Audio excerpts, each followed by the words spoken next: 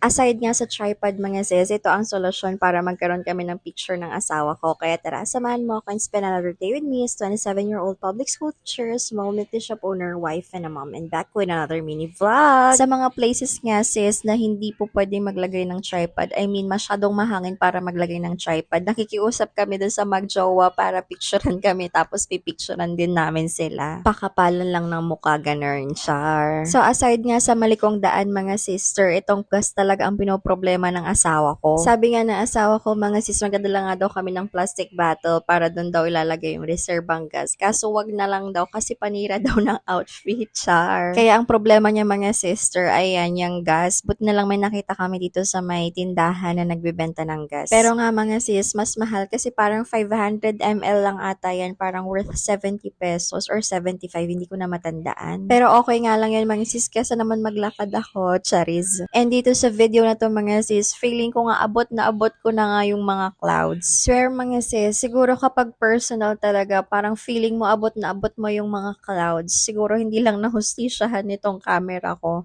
Pero ayan, super nice nga dyan mga sis. So ito hindi ko alam kung saan ito mga sis. Pero ito papunta kami ng Salaksak Pass. Actually hindi to kasama sa itinerary namin. Kaso nga lang, nung pupunta kami sa strawberry farm, wala nga daw strawberry, hindi daw niya panahon, walang nakatanim. So, ayan, punta na lang kami dito. So, bago ka nga makapunta dyan, magbabayad ka muna ng 20 pesos per head na environmental fee. So, pwede ka nang makapunta dun sa may strawberry farm, dyan sa may Salaksak Pass.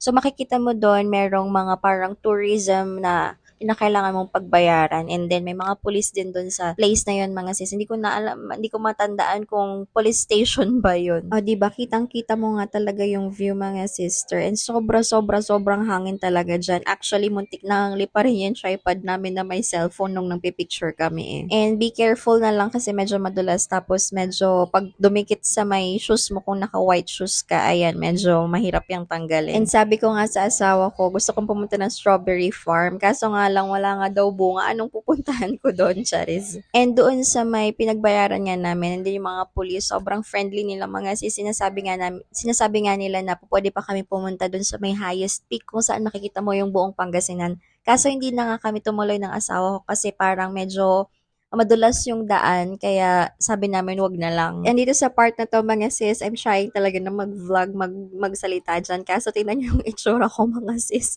Sobrang hangin, hindi, ang gulo-gulo talaga ng buhok ko dyan. And pagbaba nyo pala dyan, dun sa malapit sa may pinagbayaran nga ng mga environmental fee, may mga nagbebenta dun ng mga gulay, ng mga prutas, avocado, mga green leafy vegetables. Kaso hindi na ako nakapag-video doon mga sis kasi hindi naman na din ako bumili ng mga vegetables kasi nakamotor lang din naman kami. So, nung pauwi na nga kami mga sis, daanan namin tong Maliko Pinewood Cabin and Cafe. Sabi ko, parang ang gandang magpicture dyan mga sis.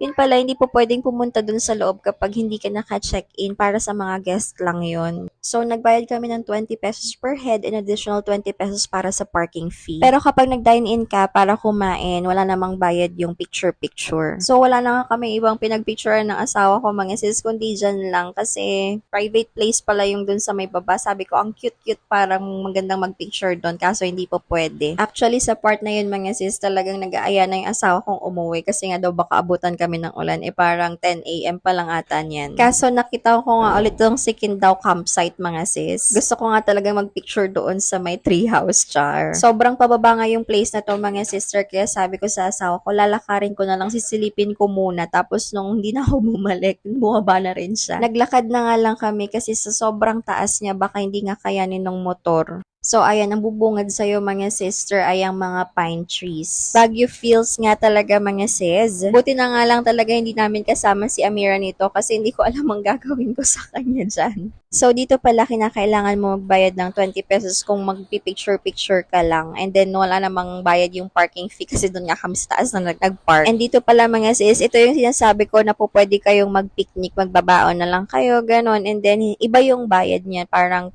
100 pesos ata, I'm not sure na. And dito sa treehouse na to mga sis, careful lang kayo kasi medyo maliit lang yung steps niya, pero safe naman kasi matibay. Grabe, sobrang lakas nga ng hangin dito sis. iniisip ko nga yung mga sinampay ko kung matutuyo agad dito, char. Yun nga lang, kapag tumingin ka sa ibaba, medyo nalulula ka na kasi medyo mataas nga dyan, tapos mahangin pa magalaw yung treehouse. Nung nagsisearch nga ako ng mga places dito mga sis, sabi nila medyo masungit nga daw yung may-ari or yung nagbabantay, hindi ko na alam, pero may ganun na term. Pero ang bait naman nila, hindi ko alam kung paano sila nag-approach nun or what. And dito pwede rin kayo magtayo ng tent kung gusto ninyong mag-camping. Pero if umulan naman daw, pwede daw lumipat doon sa may cabin, ayan. And pwede rin naman kayo mag-check-in dito doon sa may cabin nila. Hindi ko na pero natanong kung magkakano. So nung paalis na nga kami mga sis, merong nagbibenta ng taho. Kaya napabili nga itong asawa ko. Pero yung taho nila mga sis, lumamig na rin. I mean, medyo tumatigas na yung soya nila. Siguro nga kasi dahil sa lamig nga, kaya naging ganun. Pero masarap naman yung taho ni Manong. Kahit pa post-post lang yung asawa ko dyan mga sis, pero naiinis na yan kasi ang gusto nga lang umuwi. Pero sabi ko nga sa kanya, last na ngayon at uuwi na kami. Kaya dito sa video na to mga sis, pauwi na nga kami. Actually, nag-stop pa nga kami dyan mga sis kasi nga sabi ng asawa ko, ganito pala yung nakikita mo, ang ganda, sabi niya. Kasi nga siya, focus lang talaga sa daan. Kasi nga, konting pagkakamali mo lang dyan, ay naku, baka mahulog ka sa bangin, charis. Kaya sabi ko, mag-video na lang ako para panoorin niya na lang. So habang nag-video nga ako dito mga sister, may isang ang kumaway sa vlog natin. Shout out po sa inyo. Feeling niya talaga sikat na vlogger. Char. So, dito na part pala kami huminto ng asawa ko kasi sinasabi niya, grabe, ang ganda ng nakikita mo pero ako puro kalsada. Kaya nga sabi ko, stop niya muna dyan para ma-appreciate naman niya. Diba feeling mo, nasa ibang bansa ka, Chariz. Super ganda nga talaga sana sis kung meron kaming drone. Kaso wala nga eh. Hello guys, napunta si mama sa kasi naiwan ako.